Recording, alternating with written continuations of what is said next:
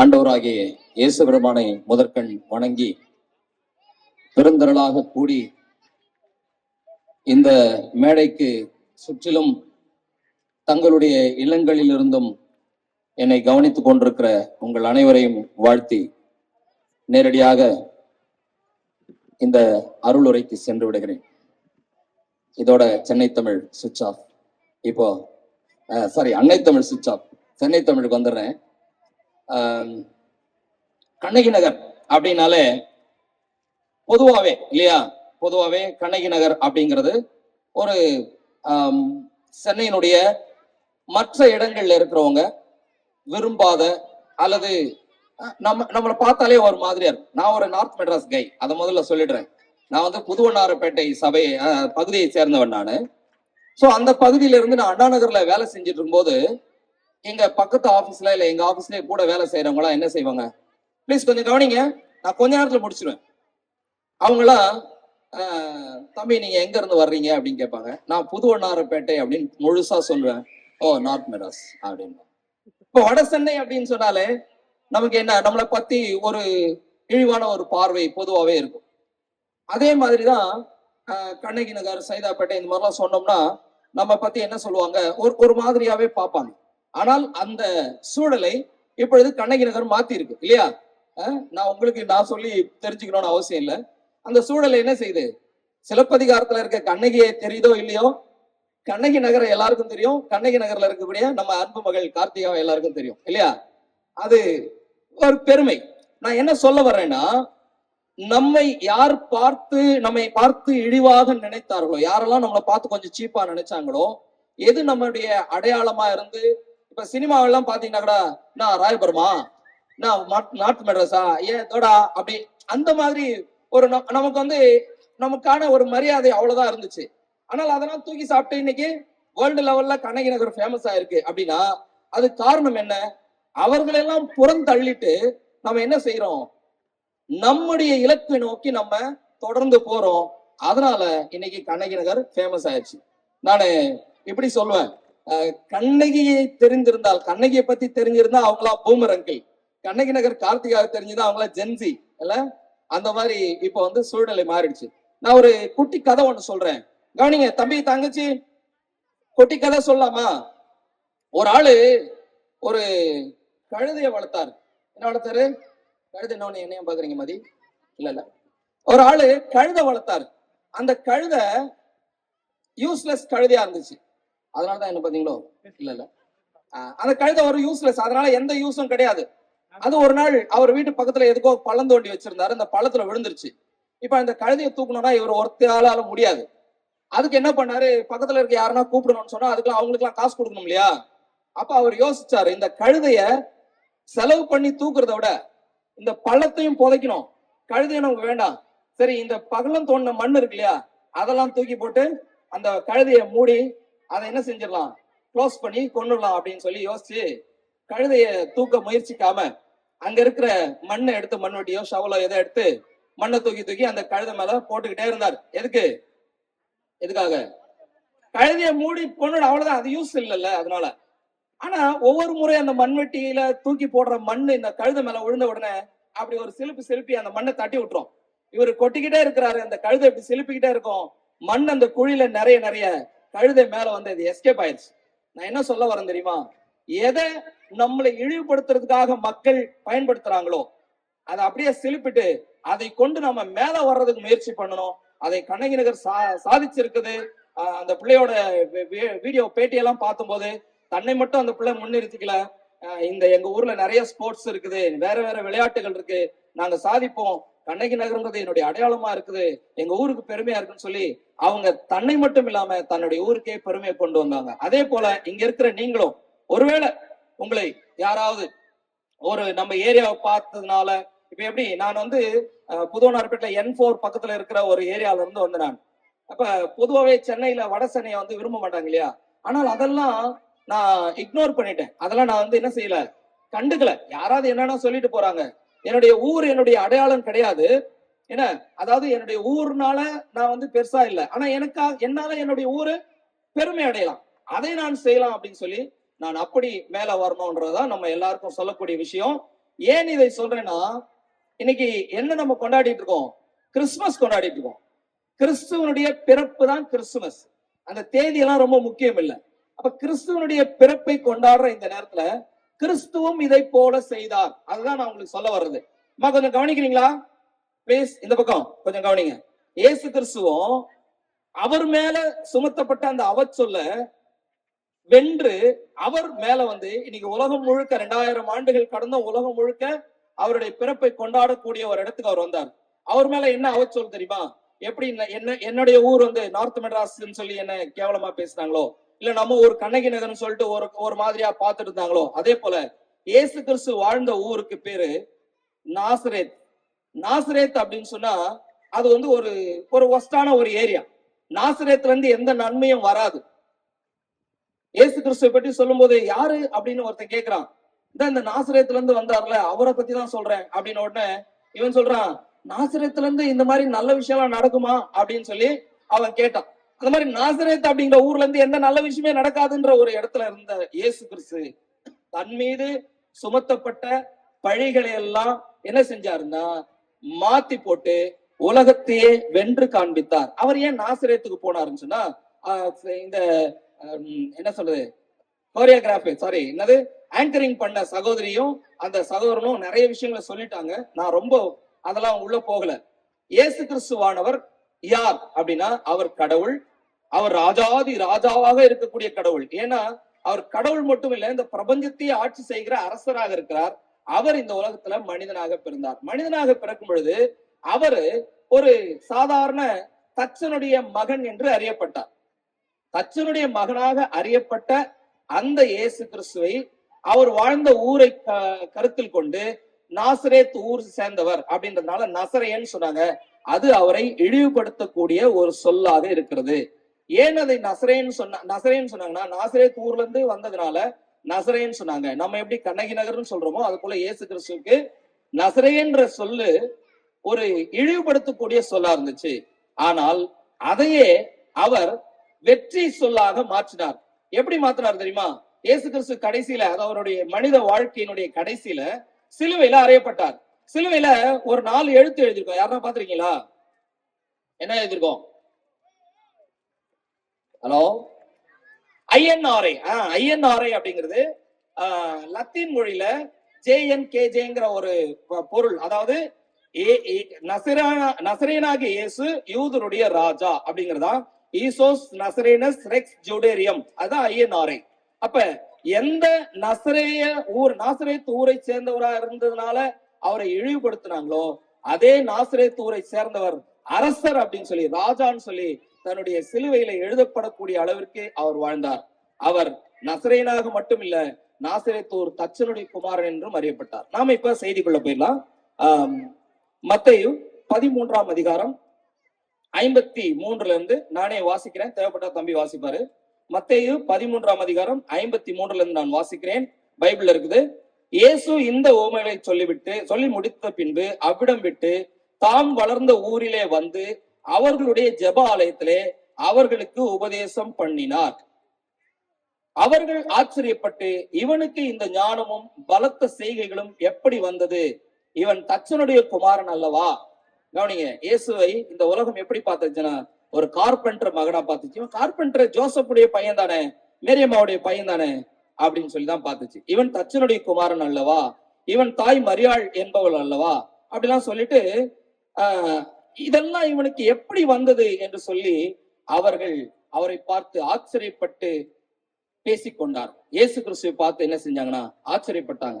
எந்த நாசரேத் ஊர்ல எந்த கார்பெண்டருடைய மகன் என்று அவர் அறியப்பட்டாரோ அவருடைய ஞானத்தை பத்தி இந்த உலகம் வியந்து பாராட்டியது. அன்புக்குரியவர்களே, நீங்களும் கர்த்தராகிய இயேசு கிறிஸ்துவை ஏற்றுக்கொள்ளும் பொழுது அவரை போலவே நாம் மாறி அவருடைய ஞானம், அவருடைய பரிசுத்தம், அவருடைய உண்மை, அவருடைய நல் நடக்கை, இதெல்லாம் நாம பெற்றுக்கொள்ள முடியும். இது ரொம்ப ஈஸி தான், ரொம்ப ரொம்ப ஈஸி தான். இயேசு கிறிஸ்துவுக்கு தன்னுடைய வாழ்க்கையை ஒப்பு கொடுத்தா அவர் எப்படி இருக்கிறாரோ அவரை போல நாம மாறும். இப்ப பொதுவா நமக்கு ஒரு பிரச்சனை என்னன்னா, நம்ம ஒரு நல்ல வழியில நடக்கணும்னு நினைப்போம். ஆனா நல்ல வழியில நடந்து காமிச்ச யாராவது நமக்கு முன்னாடி போனாதானே அவங்களை ஃபாலோ பண்ண முடியும். யாரை எக்ஸாம்பிளா எடுத்துக்க முடியுது? யாரையுமே எக்ஸாம்பிளா எடுத்துக்க முடியாதுல்ல. இந்த உலகத்துல பெரிய தலைவர்கள் வந்தாங்க, நிறைய தத்துவங்களை பேசுனாங்க. நான் யாரையும் குறிப்பிட்டு சொல்ல விரும்பவில்லை இல்லையா. நீங்க யோசிச்சு பாத்துக்கோங்க. நிறைய தலைவர்கள் வந்தாங்க, மகான்கள் வந்தாங்க, தத்துவங்கள் பேசினாங்க. ஆனால் அவர்களுடைய தனிப்பட்ட வாழ்க்கை சரியா இருக்குதா அப்படின்னா இருக்காது. நம்ம ஆளு சொல்லுவாங்க, நீங்க பர்சனல் லைஃப் எல்லாம் பார்க்க கூடாது, அவர் சொன்ன தத்துவங்கள் மட்டும் பாருங்கன்னு சொல்லுவாங்க. பர்சனல் லைஃப் சரியா இல்லாத ஒரு ஆளை நம்ம பின்பற்ற முடியுமா?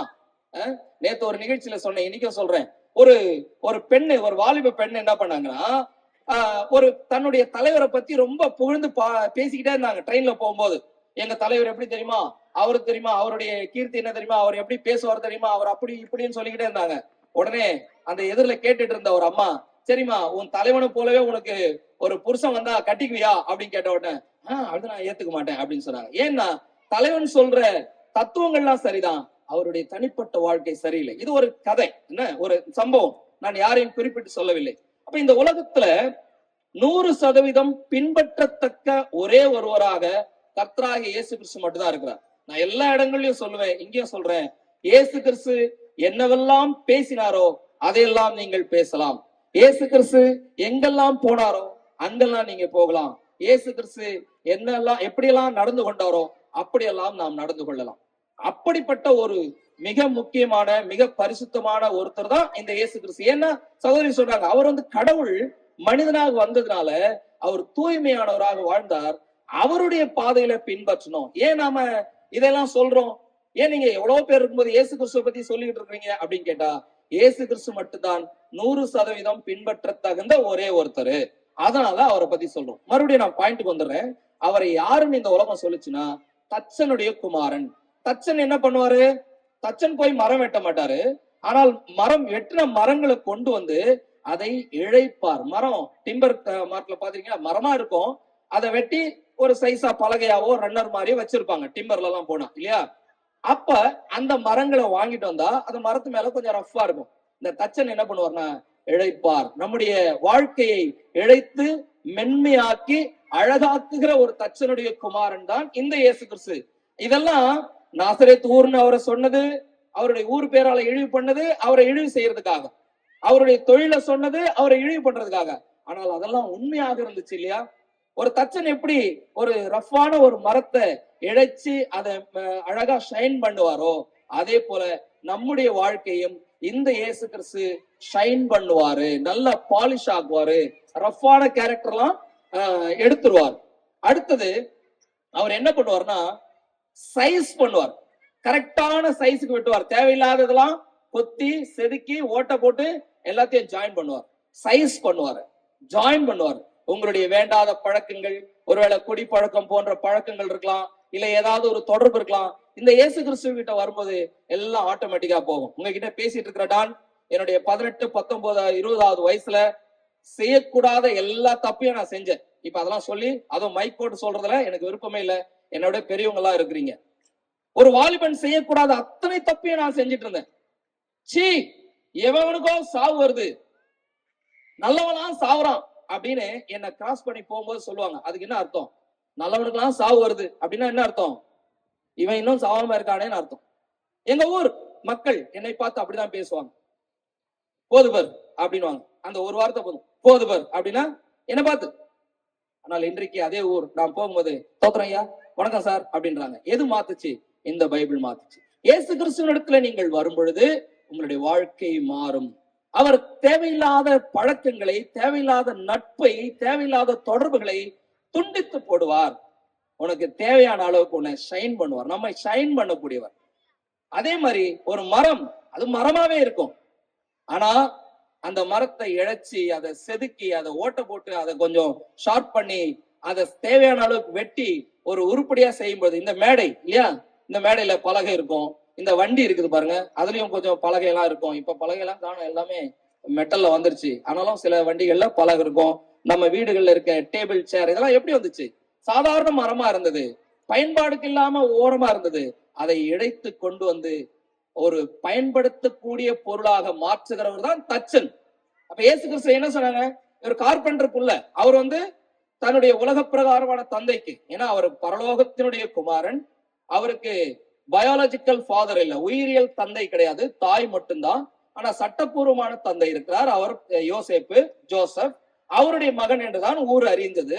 அப்ப ஒரு கார்பெண்டருடைய மகனா இருந்து அவரும் அந்த கார்பெண்டரி ஒர்க்கை பண்ணும்போது நம்முடைய வாழ்க்கையிலும் அந்த கார்பெண்டரி ஒர்க்கை செய்து கொண்டே இருக்கிறார். அன்புக்குரியவர்களே, அவர் இந்த உலகத்துல வாழ்ந்த பொழுது மரத்தை பயன்படுத்தி பொருள்களாக செய்தது போல அவரிடத்துல வரக்கூடியவர்களை பயன்படுகிற பொருளாக, பயன்படுகிற பாத்திரங்களாக மாற்றுகிறார்.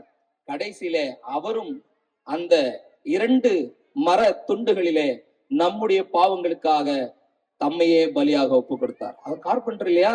எத்தனை மரத்தை இழைச்சிருப்பாரு, எத்தனை மரத்தை நல்ல ஒரு பொருளா செஞ்சிருப்பாரு. அப்படிப்பட்ட அருமையான இயேசு கிறிஸ்துவினிடத்துல வரும்பொழுது நம்முடைய வாழ்க்கை மாறும். அவர் கார்பெண்டராக இருந்தது மட்டும் இல்லாம கடைசியில 2 மரத்துண்டுகளின் நடுவிலே அவர் நமக்காக தொங்கினார். தயவு செஞ்சு எல்லாரும் கண்களை கொஞ்ச நேரம் மூடுங்க. ஏன்னா உங்களுடைய அட்டென்ஷனுக்காக நான் உங்களுக்காக பிரார்த்தனை செய்துட்டு நான் முடிப்பேன். கவனிங்கள். ஆண்டவராகிய இயேசு கிறிஸ்து இந்த உலகத்துல நம்ம இன்னைக்கு அவருடைய பிறப்பை நினைவு கூர்ந்து கொண்டிருக்கிறோம். அவர் எதுக்காக பிறந்தார்?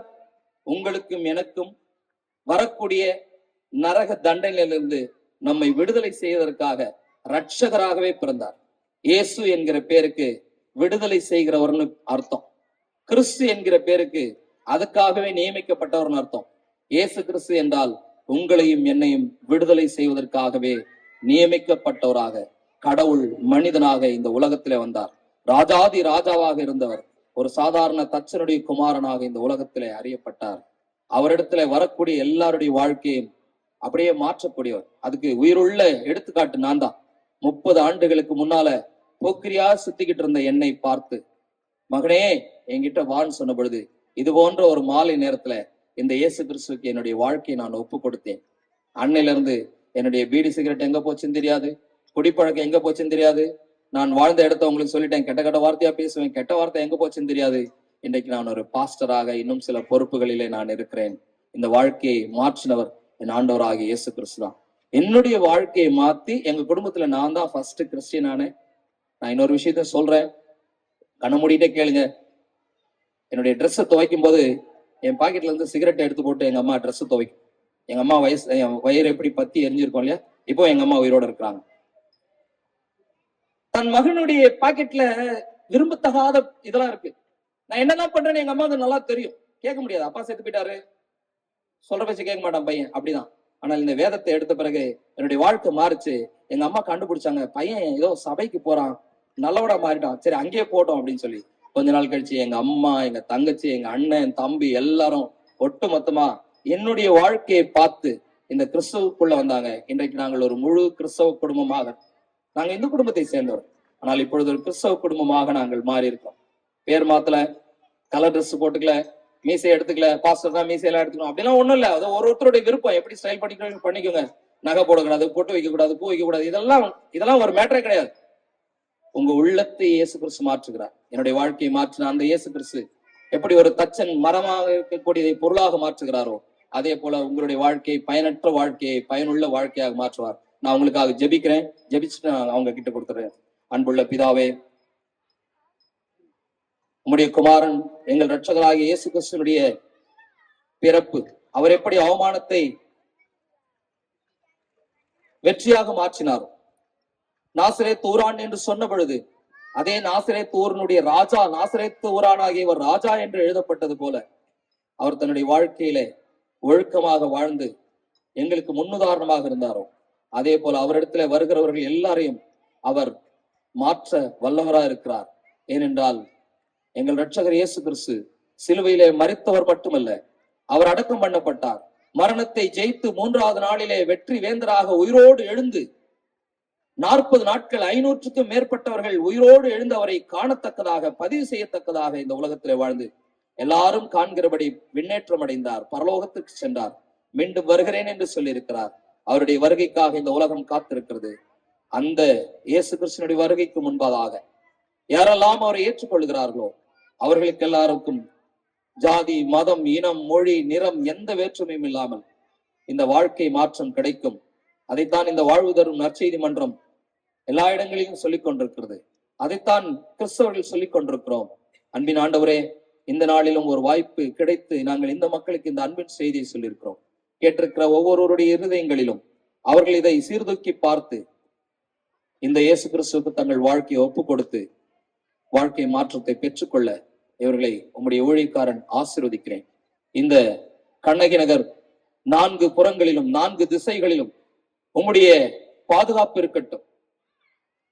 தீய பழக்கங்களிலிருந்து இந்த மக்கள் விடுதலை பெறட்டும். அசுத்த ஆவிகளுடைய பிடியிலிருந்து இந்த மக்கள் விடுதலை பெறட்டும். இந்த நகரை பிடித்திருக்கிற பொல்லாத காரியங்கள் விலகி ஓடட்டும் ஆண்டவரே. கிழக்கையும் மேற்கையும் வடக்கையும் தெற்கையும் நீர் கட்டி காத்துக் கொள்ளும்படியாய் செபிக்கிறோம். ஒவ்வொரு இல்லங்களிலும் சமாதானமும் சந்தோஷமும் நிலவட்டும். இந்த கிறிஸ்துமஸ் நாளிலே அது தொடங்கட்டும் ஆண்டவரே. மேலதிக விவரங்களை பெற்றுக்கொள்ள இவர்கள் இந்த திருச்சபைக்கு தொடர்ந்து வரட்டும். இந்த சபைகளை நடத்துகிற போதகர் டாக்டர் ஜோஷா அவர்களுக்காக, அவருடைய குடும்பத்துக்காக, சபைகளில் இருக்கக்கூடிய பொறுப்புள்ள சகோதரர்களுக்காக, ஒத்துழைக்கிற இந்த மக்களுக்காக உம்மை நன்றியோடு துதிக்கிறேன். இவர்கள் எல்லாரும் மீதும் உம்முடைய அருளின் ஆசீர்வாதம் என்றைக்கும் இருக்கட்டும். ஆண்டவராகிய இயேசு கிறிஸ்துவின் பெயரால் ஸ்தோத்திரத்தோடு வேண்டிக் கொள்கிறோம் பிதாவே.